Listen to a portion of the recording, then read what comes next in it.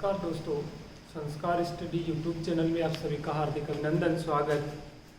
आज हम बात करेंगे मनोविज्ञान के बारे में। हम पढ़ रहे हैं मनोविज्ञान में जो लास्ट वाली आपकी क्लास थी, वो क्लास थी विकास के सिद्धांत, और विकास के सिद्धांत में आपका चल रहा था संज्ञानात्मक विकास सिद्धांत। यहाँ हम बात करें संज्ञानात्मक विकास सिद्धांत, संज्ञानात्मक विकास सिद्धांत। इसके प्रवर्तक हमने बात की थी जीन पियाजे। ये जीन पियाजे संज्ञानात्मक विकास सिद्धांत के प्रवर्तक थे। अब देखिए, हमने सिद्धांत के बारे में चर्चा की थी कि विकास जो प्रारंभ होता है वो गर्भावस्था से प्रारंभ हो जाता है, लेकिन यहाँ बात चल रही थी संज्ञानात्मक विकास की, और संज्ञानात्मक जो विकास होता है वो शैशव अवस्था से ही प्रारंभ होता है। तो इसको याद करने का एक अच्छा तरीका है, कौन सा विकास सिद्धांत? संज्ञानात्मक। शैशव अवस्था, शैशव अवस्था और संज्ञानात्मक दोनों से स्टार्ट हो रहे हैं, इसीलिए दोनों को याद रखा जा सकता है। इसकी 4 अवस्थाओं के बारे में हमने अध्ययन भी किया था, ठीक है। पहला था संवेदीपेशी अवस्थाएं, नंबर 2 पे था, नंबर 2 की बात की जाए, नंबर 2 की यदि बात चल रही थी तो नंबर 2 पे था पूर्व संक्रियात्मक सिद्धांत या पूर्व संक्रियात्मक अवस्था था। नंबर 3 की बात करें तो स्थूल मूर्त संक्रियात्मक अवस्था, और नंबर 4 पे था वो था औपचारिक अवस्था, ठीक है। तो इनके बारे में बात हो गई थी। अब नेक्स्ट में हम बात करेंगे कि जीन पियाजे ने इस मनोविज्ञान में एक नया शब्द दिया था, और वो नया शब्द था स्कीमा। इस स्कीमा ये क्या होता है? तो ये एक प्रकार की क्या है? बुद्धि है। क्या है? एक प्रकार की बुद्धि है। इसी के साथ और जो वर्ड दिए थे वो था आत्मीकरण, समंजन क्षमता। यहाँ मैंने लिखा समंजन क्षमता,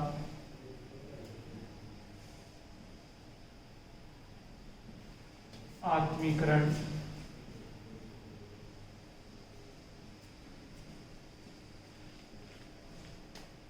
और नंबर 3 था स्कीमा। ये शब्द सभी दिए थे जीन पियाजे ने। ये सारे के सारे शब्द किसने दिए? जीन पियाजे ने। अब स्कीमा की बात करते हैं कि ये स्कीमा होता क्या है। तो एक प्रकार की ये बुद्धि है, और ये बुद्धि किसी उद्दीपन विशेष के प्रति अनुक्रियाएं करती है। तो यहाँ हम इसको लिख सकते हैं किसी उद्दीपन, तो यहाँ हम पढ़ेंगे किसी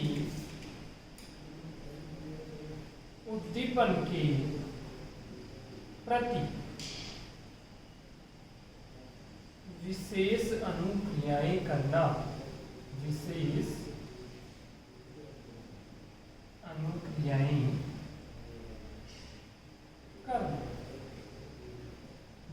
मनोविज्ञान में क्या कहलाता है?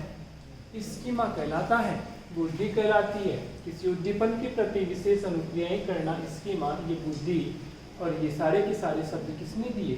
जीन पियाजे ने दिए। ये भी जो शब्द थे वो भी मनोविज्ञान में दिए गए थे, ये किसने दिए? जीन पियाजे ने दिए थे। अब नेक्स्ट हम बात करेंगे, यहाँ तक हमारे 3 सिद्धांत पूरे हो चुके हैं। नंबर 4 की बात करें तो नंबर 4 पे जो सिद्धांत था वो था सामाजिक विकास सिद्धांत, ठीक है। देखिए, सामाजिक विकास जो सिद्धांत था वो वाइगोत्स्की का था। यहाँ से पीछे जो आपके सीटेट का एग्जाम था उसमें प्रश्न भी आया था, प्रश्न क्या था वो भी आपको बताएंगे। और थोड़ा सा ध्यान देके यार कि पढ़ना है कि ये सामाजिक विकास सिद्धांत क्या है। एक तो है मनोसामाजिक और एक सामाजिक विकास सिद्धांत। तो यहाँ पे आपका नंबर 4 पे चल रहा है सामाजिक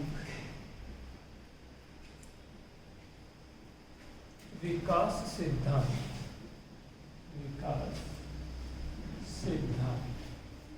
ये सामाजिक विकास सिद्धांत, इसके जो प्रवर्तक हैं वो कौन है? वाइगॉत्स्की।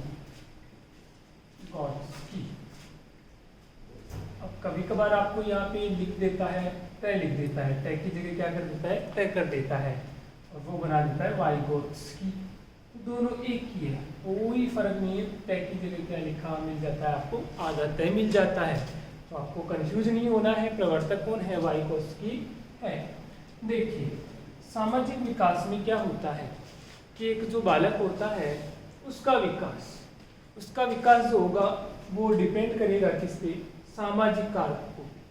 सामाजिक कारकों के साथ साथ ये विकास निर्भर करता है भाषा पे। तो यहाँ पे देखिए, एक जो बालक का विकास, उस विकास में महत्वपूर्ण कारक, उस विकास में जो महत्वपूर्ण कारक है, उन महत्वपूर्ण कारकों की यदि बात की जाए तो उनमें पहला है सामाजिक कारक और दूसरा है भाषा। ये दोनों भाग प्रभावित करते हैं विकास को, ऐसा मानते हैं कौन? वाइगॉत्स्की। देखिए, इसी सामाजिक विकास सिद्धांत को कहते हैं ZDP का सिद्धांत। ZDP का सिद्धांत ये क्या होता है? तो इसका जो पूरा नाम होता है वो होता है समीपस्थ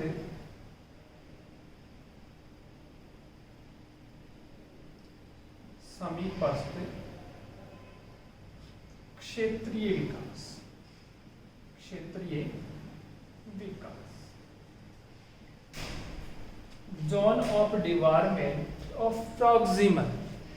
जॉन डिपार्टमेंट ऑफ प्रॉक्सिमल, इसी सिद्धांत को किस नाम से जाना जाता है? समीपस्थ क्षेत्रीय विकास सिद्धांत के नाम से जाना जाता है। और वो सिद्धांत कौन सा है आपका? सामाजिक विकास सिद्धांत।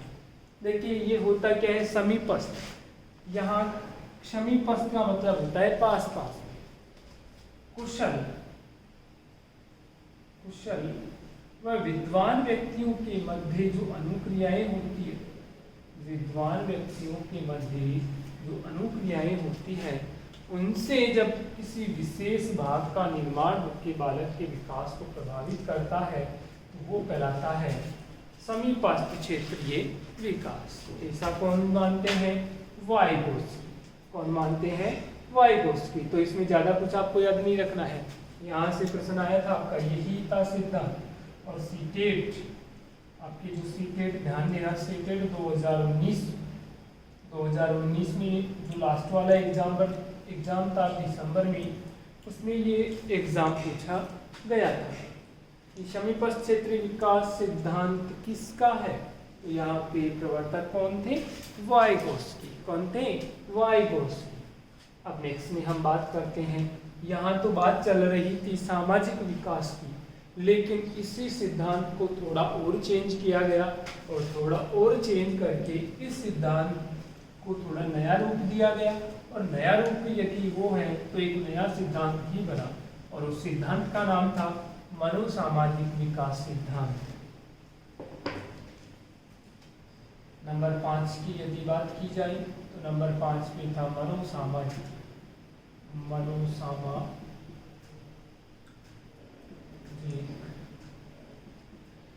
विकास सिद्धांत।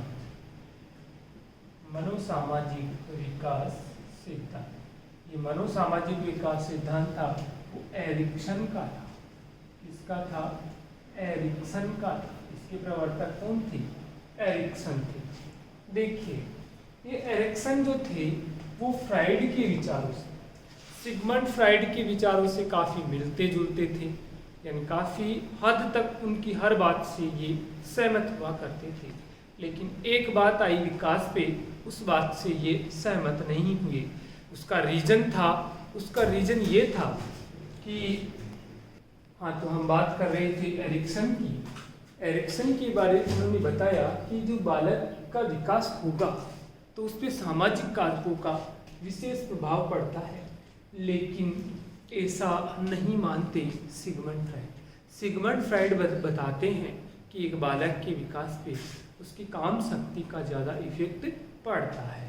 ठीक है, तो यहाँ पे एरिक्सन ने किस आधार पे, तो यहाँ सामाजिक कारकों के आधार पे, केवल सामाजिक कारक यदि आ जाए तो आपको करना है एरिक्सन का सिद्धांत, और सामाजिक के साथ यदि भाषा जुड़ी हुई होती है तो आपको लिखना है वाइगोत्स्की। ठीक है, यहाँ थोड़ा सा नोट करके, विशेष नोट करके मैं आप लोगों को बताना चाहता हूँ और बता रहा हूँ कि यदि विकास में सामाजिक कारकों के साथ साथ भाषा का भी प्रभाव पड़ता है तो वो सिद्धांत बन जाता है किसका, वाइगोत्स्की का। ठीक है, और यदि केवल सामाजिक कारक का प्रभाव पड़ता है किस पे, विकास पे, तो ये सिद्धांत किसका बन जाता है, एरिक्सन का। तो वाइगोत्स्की और एरिक्सन में इतना ही फर्क था। ठीक है, तो यहाँ हम बात करते हैं छोटी सी और आगे बढ़ते हैं। ठीक है, देखिए फ्राइड से मिलते जुलते विचार किसके थे, एरिक्सन के थे, लेकिन एक सिद्धांत से विकसित एक बात से सहमत नहीं थे। वो बात ये थी कि विकास पे किसका प्रभाव पड़ता है, तो एरिक्सन तो बताते हैं सामाजिक और फ्राइड बताते हैं उसकी काम सा। लेकिन एरिक्सन ने सामाजिक कारक को विशेष माना और इस सामाजिक कारकों के आधार पे विकास को 8 भागों में इन्होंने बांट दिया। यानी विकास की कितनी अवस्थाएं बताई, विकास की 8 अवस्थाएं बताई। कितनी अवस्थाएं, 8 अवस्थाएं। और ये किसने बताई, ये बताई एरिक्सन। अब वो अवस्था कौन कौन सी है तो याद करना बेहद कठिन होता है।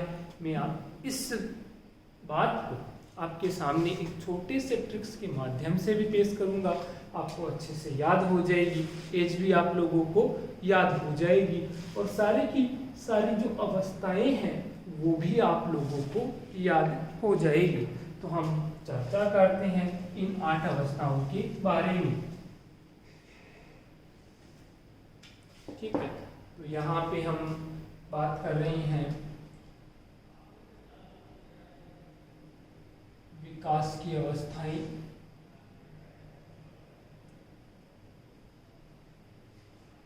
और ये विकास की अवस्थाएं कितनी है, 8। ये 8। ठीक है, देखिए नंबर 1 स्टार्ट करते हैं 0 से, 2, 3 से 4, 4 से 5, 6 से 7, 7 से 12, 13 से 18। ठीक है, यहाँ 19, 19 से 35, 36 से 55 और 55 से ऊपर।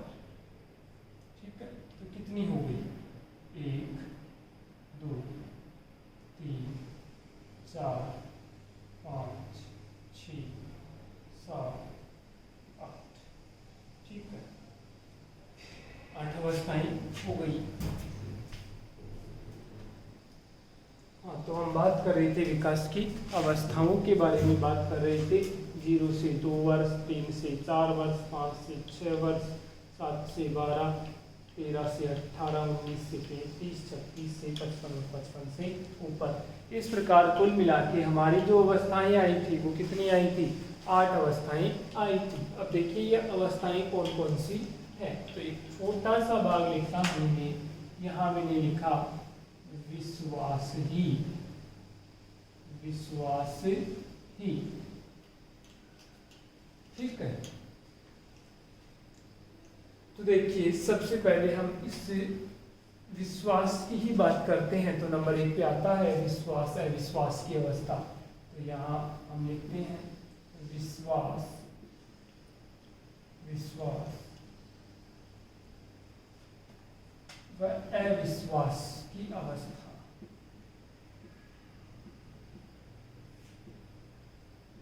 ठीक है, नंबर 2 पे थोड़ा सा ध्यान देना, यहाँ पे आधा सह है। तो यहाँ एक जो बालक होता है 3 से 4 वर्ष का, उसको संदेह होता है, स्वतंत्र रूप से होता है। इस सह का जो तात्पर्य होता है वो होता है संदेह। संदेह यानी शक, और ये जो शक होता है वो होता है स्वतंत्रता पूर्वक संदेह।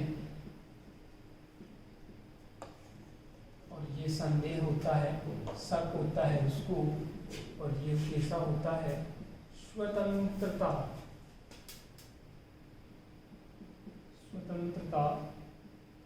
पूर्वक होता है। ठीक है। इसके बाद हम यहाँ देखेंगे ये जो स्व हो गया, इसमें आ की मात्रा जुड़ी हुई है। तो यहाँ पे जो 5 से 6 वर्ष का जो बालक होता है उसमें आपराधिक भावना, कौन सी भावना? आपराधिक भावना का विकास ज़्यादा होता है। ठीक है। इसके बाद हम बात करेंगे इस सह की। इस सह की बात करें तो यहाँ पे देखिए बालक होता है श्रमहीन। क्या होता है? श्रमहीन हो जाता है। कैसा हो जाता है? श्रमहीन। तो मैंने यहाँ पे लिखा श्रमहीनता। अब हम बात करते हैं इसी टॉपिक पे। जब हम पढ़ रहे थे कि बाल्यावस्था 7 से 12 वर्ष तक चलती है, बाल्यावस्था ही चलती है, और बालक उस समय आप लोगों को मैंने बताया था हर बात को सुनता है लेकिन कार्य उसके प्रति करता नहीं है, तो वो हो जाती है श्रमहीनता। और इस अवस्था का नाम पड़ा श्रमहीनता की अवस्था। ठीक है। इसके बाद 13 से 18 वर्ष, 13 से 18 वर्ष का जो समय होता है वो किशोर अवस्था में चलता है। और किशोर अवस्था में एक बालक जो होता है वो कहाँ चला जाता है? कॉलेज में चला जाता है। स्कूल से कहाँ चला जाता है? कॉलेज में चला जाता है। जैसे वो कॉलेज में जाता है अपनी पहचान बनाना प्रारंभ कर देता है। इसीलिए इस अवस्था का नाम, और इसमें जो कार्य होता है वो होता है पहचान बनाना। पहचान बनाना। कितने वर्ष में?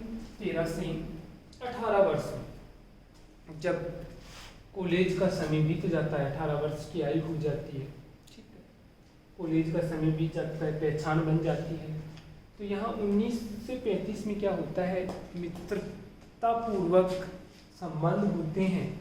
और मित्रता पूर्वक संबंध होने के साथ साथ वो अपने परिवार वालों से उसकी शादी भी कर दी जाती है, और घर परिवार वालों से क्या हो जाता है? अलग हो जाता है। तो यहाँ पे है मित्रता, तो यहाँ पे घनिष्ठ कर देते हैं, घनिष्ठ मित्रता, घनिष्ठ मित्रता। वह अलगाव की अवस्था, अलगाव की अवस्था। कितने वर्ष में? 19 से 35 वर्ष की आयु में घनिष्ठ मित्रता होती है। और घनिष्ठ मित्रता के साथ साथ व्यक्ति अलग हो जाता है, गांव से पलायन कर जाता है। ठीक है। जब उसी बालक की अवस्था हो जाती है 36 से 55, तो इस अवस्था में आते आते उस पे उत्पादन निष्क्रियता हो जाती है। यानी कमाना चाहता है वो, लेकिन काम नहीं होता। तो यहाँ होता है उत्पादन निष्क्रियता, उत्पादन निष्क्रियता, उत्पादन निष्क्रियता। जब ये उत्पादन निष्क्रियता, तो लास्ट में आ जाती है ईमानदारी व पछतावे की भावना। ईमानदारी व पछतावे की भावना, पछतावे की भावना। इसका विकास जो होता है वो कब? 55 वर्ष से ऊपर, जब उसके पास कुछ नहीं होता, यानी वो अब उत्पादन नहीं कर सकता, कमा नहीं सकता, तो वो क्या होता है? पछताने के सिवा उसके पास कुछ भी नहीं बसता। ठीक है, तो इस प्रकार से आज आपका ये सिद्धांत पूरा होता है। बाकी हम कल वाली नेक्स्ट क्लास में पढ़ेंगे। तब तक के लिए धन्यवाद।